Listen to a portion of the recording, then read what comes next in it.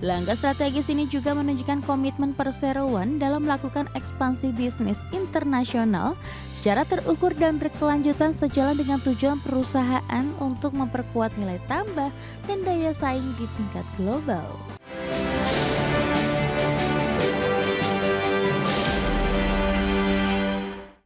Keinformasi emiten pemirsa, PT Bumi Resources Tbk atau Bumi secara resmi menyelesaikan proses akuisisi 100% saham Wolfram Limited atau WFL, perusahaan yang berbasis di Australia Barat, di mana langkah ini menjadi kelanjutan dari transaksi sebelumnya yang telah diumumkan di 8 Oktober 2025. Dikutip dalam Keterbukaan Informasi Bursa Efek Indonesia, PT Bumi Resources Tbk menyampaikan pada tahap terakhir Persero membeli sebanyak 400.670 saham atau mewakili 0,32% kepemilikan di Wolfram Limited dengan nilai transaksi sebesar 2,21 miliar rupiah.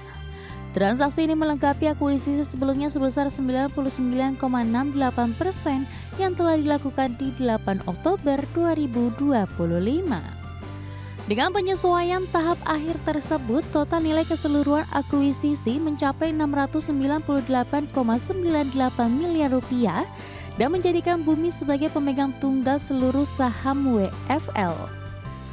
Melalui Wolfram Limited, Persero memperoleh akses terhadap potensi produksi emas dan tembaga dalam jangka pendek yang diharapkan dapat berkontribusi positif pada profil pendataan perusahaan sekaligus memberikan nilai tambah bagi para pemegang saham.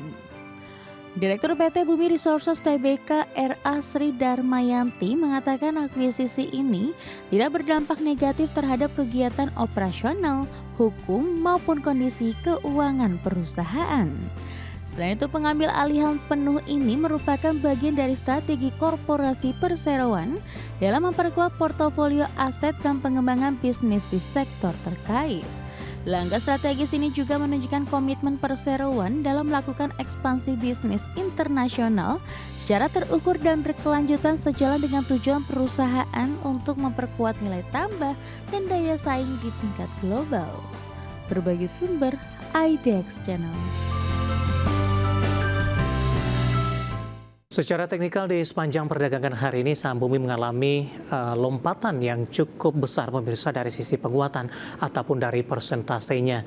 Di mana secara intraday dibuka di sesi pertama pada pagi tadi menguat di 142 setelah ditutup di perdagangan akhir pekan lalu di 141.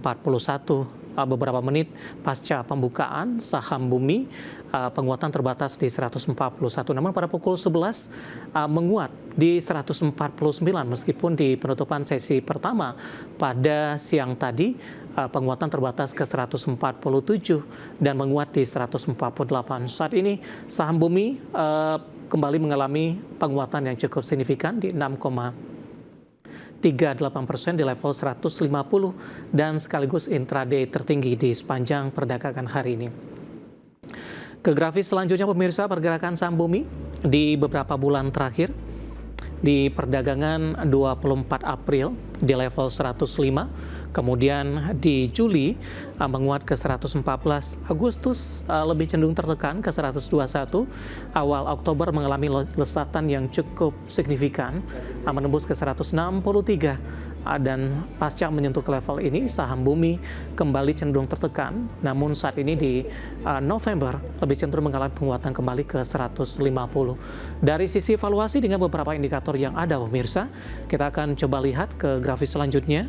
Dari posisi price to earning ratio-nya ada di 80,45 kali, PSR di 2,38 kali, PBV-nya sudah di atas 1 kali, 2,10 kali, dan PCFR di 24,58 kali. Kombinasi secara fundamental, teknikal, dan juga dari sisi valuasi, dan semoga bisa menjadi salah satu referensi untuk Anda.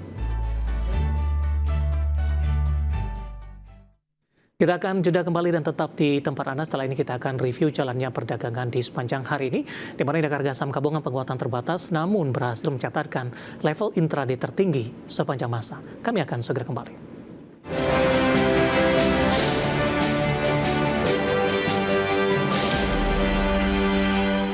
Terima kasih untuk Anda yang masih bergabung bersama kami, dan di segmen ini kita akan review jalannya perdagangan di sepanjang hari ini pemirsa. Dan kami ingat kembali Anda masih bisa berpartisipasi di WhatsApp interaktif di 0851 di 7810 4976. Dan saat ini kami sudah terhubung melalui Zoom bersama dengan Bapak Andri Zakaria Siregar selaku founder CTS Saham. Kita akan langsung sapa saja.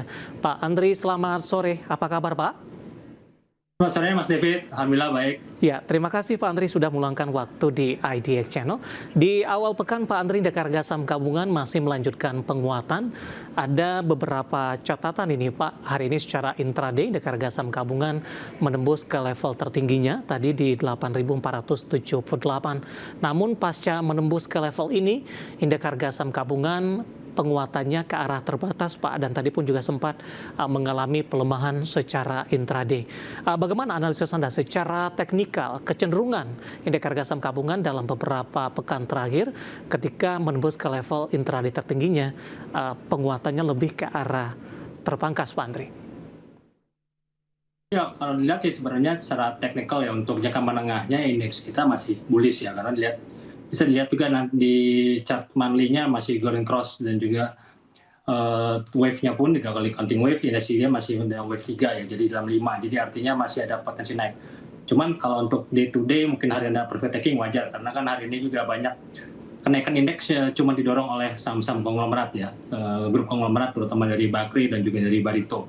Jadi kalau saya lihat grup Barito mengalami aksi profit taking ya, contohnya tadi kayak Brand dari 10.725 dan akhirnya terkoreksi ke tadi sebelumnya ke 10.400-an, jadi ini juga membuat indeks juga sedikit koreksi. Tapi secara keseluruhan sih indeks kita masih tetap bullish ya, tambah juga jadi sentimen net buy asing pun sebulan ini asing masih net buy 23 triliun, dari teknikalnya juga bullish, juga sentimen dari globalnya pun juga ya penguatan Wall Street dan juga Asia pun juga mencapai rekor terus. Jadi artinya dari dalam maupun di luar negeri pun juga ini yang mendukung indeks kita masih tetap bisa menguat di atas 8.500 dalam waktu dekat ini ya. Baik, Pak Andri, bagaimana Anda melihat capaian dari sisi teknikal IHSG sudah mencapai di 8.400-an Pak? Apakah ini juga mempengaruhi dari sisi target sampai dengan akhir tahun nantinya?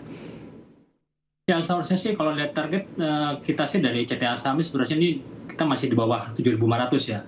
Tapi kalau melihat dari ini kan sentimennya sejak global ya, tambah juga hari ini kan ditambah adanya stimulus juga ya dari Presiden Trump ya, untuk dari ekonomi Amerika juga bagus. Jadi ini memberikan sentimen.